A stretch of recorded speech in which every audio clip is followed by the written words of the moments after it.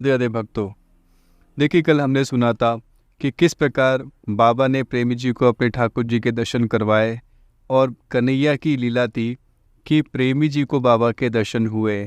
प्रेमी जी बाबा के घर सेक्टर 47 में पधारे थे और जब प्रेमी जी ने बाबा को देखा तो वो एकटक होकर देखते रह गए और उनको साक्षात श्री राधा रानी जी के चरण बाबा के मस्तक के ऊपर दिखे। तब उन्होंने काफ़ी देर के बाद कहा कि मैं आपको एक बात बताना चाहता हूँ कि मैं आपके मस्तक के ऊपर श्री राधा रानी जी के चरण देख पा रहा हूँ। उनकी छाप आपके मस्तक पर बनी हुई है और राधा रानी के आप बहुत प्यारे हो, कन्हैया के आप बहुत प्यारे हो। देखिए इस प्रकार हमने ये लीला सुनी थी। देखिए परम पूज्य श्री चंडीगढ़ वाले श्री दुग्गल बाबा के ऊपर कन्हैया की कितनी कृपा थी, मैं आपको एक घटना से बताना चाहता हूँ। देखिए इस घटना का साक्षी मैं खुद रहा हूँ। बाबा अक्सर जयपुर आया करते थे। जब भी वृंदावन जाते थे तो बाबा लगभग जयपुर आते थे और श्री राधा गोविंद देव जी गोपीनाथ जी के दर्शन करते थे। बाबा जयपुर कैसे आए ये घटना भी मैं आपको बताऊंगा। किस प्रकार बाबा का कनेक्शन जयपुर से जुड़ा, राधा गोविंद देव जी गोपीनाथ जी ठाकुर जितने ठाकुर जी हैं, विनोदी लाल जी, राधा दामोदर जी, यहाँ के भक्त लोग हैं, इनसे बाबा का संपर्क कैसे हुआ, इसके बारे में आपको मैं डिटेल से बताऊंगा हूँ। लेकिन मैं आपको जो घटना बता रहा हूँ ये घटना जयपुर से चंडीगढ़ जाते समय की है। देखिए एक बार की बात है, हम लोग चंडीगढ़ के लिए रवाना हुए जयपुर से। हम बाई कार जा रहे थे तो बाईपास जैसे रोहतक से जो बाईपास करता है, हम नॉर्मली कोशिश करते थे कि वहाँ से निकल जाएं। देखिए अगर दिल्ली होके जाते हैं तो काफ़ी ट्रैफिक मिल सकता है और समय अधिक लग सकता है, तो कोशिश ये कर रहे थे कि हम लोग बाईपास ही निकल जाएं। बाबा के पास में एक फ़ोन आता है फरीदाबाद से। बाबा के पास में एक फ़ोन आता है फरीदाबाद से। जो भक्त हैं जिन्होंने फ़ोन किया था उन्होंने कहा बाबा आप कहाँ पे हैं। उन्हें पता था कि बाबा जयपुर आए हुए हैं, तो उन्होंने कहा कि बाबा आप चंडीगढ़ जा रहे हैं तो आप हमारे घर पे होते हुए जाइए ना। तब बाबा को जब ऐसे कहा तो बाबा ने मुझसे कहा, देखिए बाबा ने हमसे कहा, जो हम लोग गाड़ी में बैठे हुए थे, और बाबा ने हमसे कहा कि मैं तो बैठा हुआ हूँ गाड़ी के अंदर, इनसे पूछ लो गाड़ी इन्हें चलानी है, ये अगर लेके आ जाएंगे तो हम लोग आ जाएंगे। तब बाबा के सामने हमने हाथ जोड़कर कहा बाबा आपकी जो आज्ञा होगी हमारे लिए शिरोधार्य है। सब भक्तों ने कहा कि भाई जैसे आप आज्ञा दो, अगर आपका मन है फरीदाबाद में उन भक्त के यहाँ चलें तो हम चलने को तैयार हैं, कोई दिक्कत नहीं है। देखिए अब जो गाड़ी थी रोहतक बाईपास से चंडीगढ़ के लिए ना लेकर हम सब लोग फरीदाबाद के लिए जाने के लिए हमने आगे बढ़ गए। रोहतक से ना टर्न लेकर सीधा दारूहेड़ा होते हुए जो बाईपास फरीदाबाद का है वहाँ से हमने कनेक्ट करके फरीदाबाद में उनके घर पहुँचे। देखिए उनके जब घर पहुँचे तो लगभग एक मंजिल के ऊपर चढ़ के उनके जो कक्ष है, उनका जो फ्लैट है उसमें हम लोग एंटर हुए और बाबा सोफे पे जाकर, उनका जो ड्राइंग रूम है वहाँ सोफे पे जाकर वहाँ हम लोग बैठे, सभी लोग जो हम सब गाड़ी में थे। तब वो भक्त जी, जो भक्त हैं, जो मैडम भक्त हैं, वो वहाँ पर आई और उन्होंने बाबा को देखते ही अपने मस्तक को बाबा के चरणों में रख दिया और इतना रोने लगी।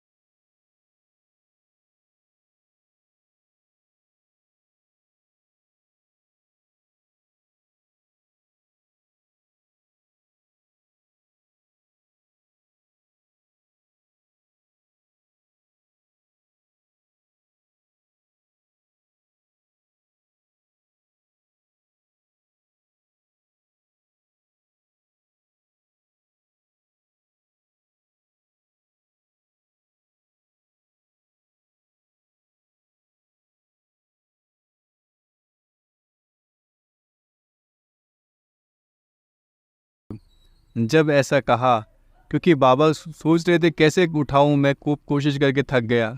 तब ऐसा कहा तो वो एकदम से चौंकी और तुरंत उठते हुए बोली, बाबा मैं अभी लेकर आती हूँ, अभी लेकर आती हूँ। देखिए वो माताजी जो हैं वो अपनी रसोई में गई चाय बनाने के लिए। देखिए मेरे मन में जिज्ञासा थी कि मैं उनसे पूछूं, उनके दर्शन करूं कि और उनसे पूछूं भी कि भाई क्या ऐसी क्या लीला हो गई कि आपको इतना ज़्यादा विरह कैसे हो रहा है और लगातार इतनी देर तक आप रोए जा रहे हो, रोए जा रहे हो, बिलक बिलक के रो रहे हो छोटे बालक की तरह। तो मेरे मन में बड़ी हलचल थी। तो मैं उनके पास में, उनकी रसोई में जहाँ वो थी वहाँ गया और मैंने देखा कि वो कुछ देख रही थी, शायद दूध फट गया था। तो उन्होंने कहा कि मैं ना भैया मैं दूध लेकर आ रही हूँ। तो मैंने उनको आग्रह किया कि क्या मैं आपके साथ चल सकता हूँ। तो उन्होंने कहा कि नहीं भैया चलिए, कोई दिक्कत नहीं है, पास में डेयरी है, वहाँ से दूध लेकर आना है। तो हम लोग जाने लगे। रास्ते में जब जा रहे थे तब मैंने उनसे पूछा कि मैं एक बात आपसे पूछना चाहता हूँ कि आप ये बताइए इतना आपको विरह कैसे हो रहा है, ऐसी क्या बात है कि आप बाबा के दर्शन करके रोए जा रहे हो, रोए जा रहे हो, रोए जा रहे हो, लगातार रो रहे हो, आंखों से आंसू रुक नहीं रहा है। आपकी स्थिति को देखकर सब भावभग्न हो गए, बाबा रोने लग गए, सबको विरह होने लग गया। तब उन्होंने मुझे कहा कि भैया मैं आपका बहुत बहुत धन्यवाद देना चाहती हूँ, क्योंकि आज आपकी वजह से मुझे बाबा के दर्शन हो गए, आज आपकी वजह से बाबा इस घर में पधारे हैं, मैं आपकी बड़ा उपकार हूँ। देखिए भैया ये बात बताने लायक तो नहीं है, हर किसी को बताना भी नहीं चाहिए, लेकिन चूंकि आप बाबा को यहाँ पर लेके आए हो मेरी खुशी के लिए, हम सब की बात रखने के लिए, तब मैं आपको बताती हूँ कि मेरे साथ में क्या घटना घटित हुई है। देखिए वो कहती हैं कि बोले एक दिन हमारे घर पे कीर्तन रखा था हम लोगों ने, हमारा छोटा सा कीर्तन मंडल बना हुआ है, हम सब महिलाएं मिलकर ही कीर्तन करती हैं। तो हमारे घर पे कीर्तन था।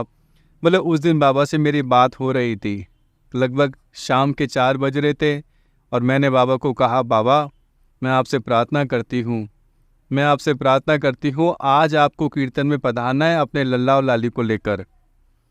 तो बाबा टाइम देखने लगे।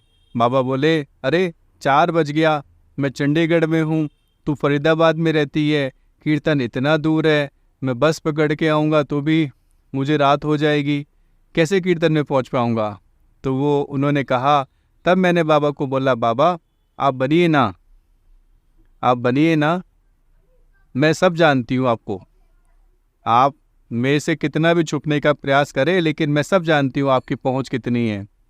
मुझे नहीं पता बाबा, मैं तो इतना चाहती हूँ कि आज अपने लल्ला लाली के साथ में आप कीर्तन में आएंगे, पहली बात। दूसरी बात, इस बात का मुझे एहसास होना चाहिए कि आप कीर्तन में पधारे हैं। जब उन्होंने दोनों बातें रखी, देखिए बाबा से उनका संबंध बहुत पुराना है, हम लोग तो बहुत बाद में मिले थे, लेकिन वो बहुत लंबे समय से जानती थी, क्योंकि बाबा एक फरीदाबाद में एक वीना माता जी रहती थी, जो बाबा की रिश्ते में बाबा की साली ही लगती थी। और कन्हैया की उन पर इतनी कृपा थी कि साक्षात कन्हैया राधा रानी उनसे प्रत्यक्ष रूप से बात करते थे। और वो माता जी जो भगत जी जिनकी बात बता रहा हूँ, जिनको इतना विरह हुआ था, वो वीना माता जी के घर के सामने ही रहती थी। जब वो बीमार थी, जब अंतिम समय जब वो बीमार चल रही थी काफ़ी टाइम से, तब इन्होंने उन माता जी की बहुत सेवा करी थी, बहुत सेवा करी थी। और उनका आशीर्वाद भी इनको प्राप्त था कि तुम्हें कन्हैया राधा रानी के साक्षात दर्शन होंगे, तुम निश्चिंत रहो। क्योंकि वो सिद्ध कोटि की संत थी और बाबा अक्सर उनके वहाँ जाया करते थे, क्योंकि बाबा का फैमिली रिलेशन भी था और वो राधा रानी कन्हैया की इतनी उच्चतम कोटि की भक्ता थी। बाबा का परिचय इनसे वहीं पे हुआ था। तो बाबा के प्रति इनका श्रद्धा भाव था, गुरु भाव की तरह, गुरु की तरह इनका भाव था इन माता जी का। बाबा के इनका बाबा के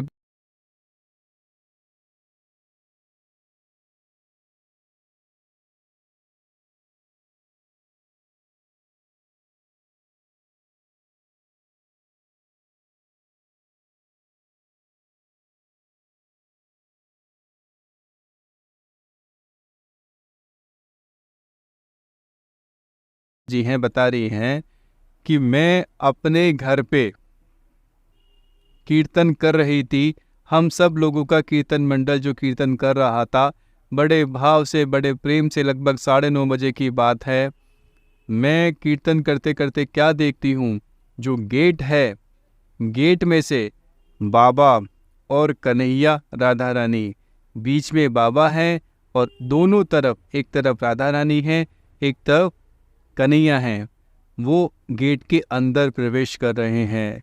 इस झांकी का मैंने एक टक होके दर्शन किया। देखिए, वो बताती हैं कि इस प्रकार बाबा की कृपा से मुझे राधा रानी का, कन्हैया का, बाबा का दर्शन हुआ और मैंने 11 साढ़े 11 बजे बाबा को फ़ोन करके कहा, बाबा आज बादामी कलर का कुर्ता पहना हुआ है, ये कलर का आपने पजामा पहना हुआ है, हाथ में घड़ी बांधी हुई है।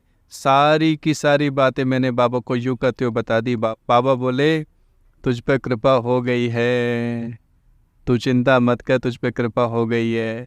तब उन माताजी ने सारी घटना सुनाई बाबा को कि किस प्रकार कन्हैया राधा रानी के बाबा के साथ में दर्शन हुए। तब बाबा ने पूछा कि मैंने कन्हैया की उंगली पकड़ी हुई थी या कन्हैया ने मेरी उंगली पकड़ी हुई थी, ये बता।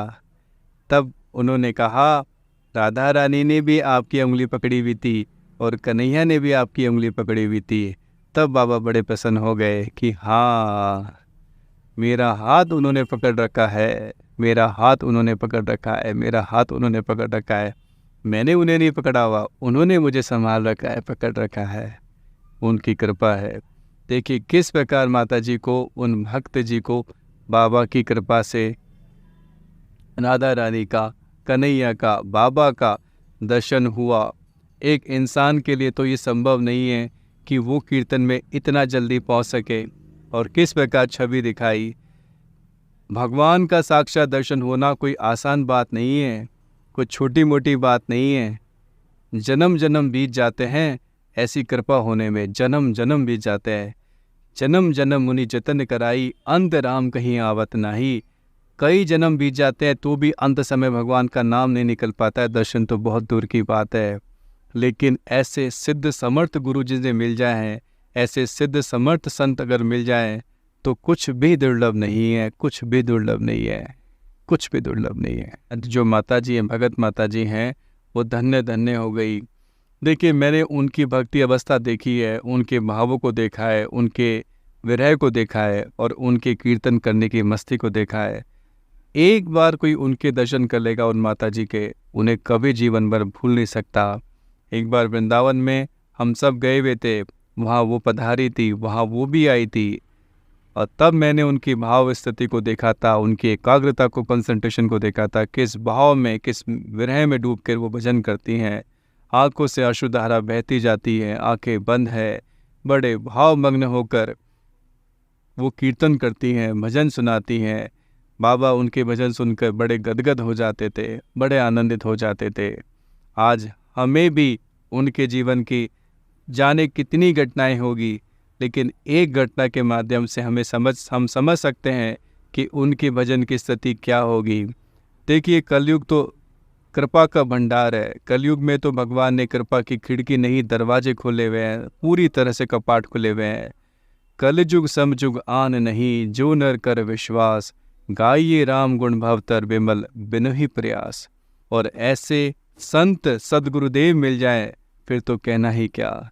सोने में जिस प्रकार सुगंध होती है वो सुगंध हैं ऐसे संत। जीवन के सारे जंजालों को, सारे कष्टों को हर लेते हैं और हमें भगवान से मिला देते हैं।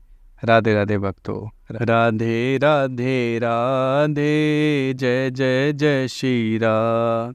जय राधे राधे राधे, किशोरी प्यारी राधे, श्यामा प्यारी राधे, गोविंद की प्यारी राधे, गोपाल प्यारी राधे, गोविंद प्रिया राधे, गोविंद बल्लभ राधे, गोविंद प्रेम राधे, गोविंद प्रीति राधे, गोविंद सर्वस्व राधे। जय राधे राधे राधे, जय जय जय श्री राधे।